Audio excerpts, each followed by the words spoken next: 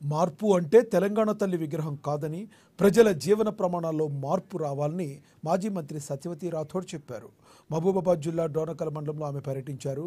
చాప్లతండా గ్రామంలో ఇటీవల మరణించిన నాయకులు గుగులొత్తు బాధ్యానాయక్ చిత్రపటానికి పూలమాలలు వేసి నివాళులర్పించి వారి కుటుంబ సభ్యులను పరామర్శించారు. మార్పు అంటే ప్రజలు కాంగ్రెస్ను ఓటేశారని, కానీ మరోసారి కాంగ్రెస్ అంటేనే మోసమని రుజువైందని చెప్పుకొచ్చారు. కోసం హైదరాబాద్ లో హైడ్రా అని కొత్త ఇది తీసుకొచ్చాం. అనేక ఏళ్ళుగా హైదరాబాద్ లో జీవనోపాధి కొనసాగిస్తూ వాళ్ళ బతుకులేదో వాళ్ళు బతుకుతుంటే మూసి పక్కన ఉండొద్దు, నేను పునరుద్ధరిస్తానని సుందరీకరణ చేస్తా అని చెప్పి పేదవాడికి ఇచ్చిన మాటలు నిలుపుకోవడానికి 2000 పెన్షన్ 4000 చేయడానికి దిక్కులేదు. అందరికి రైతు బంధు ఇస్తానికి పైసలు లేవు.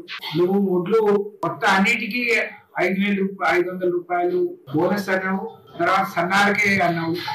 రైతు తీసుకొచ్చి సగం అమ్ముకునే వరకు నువ్వు కొనుగోలు సెంటర్లు పెట్టట్లేవు.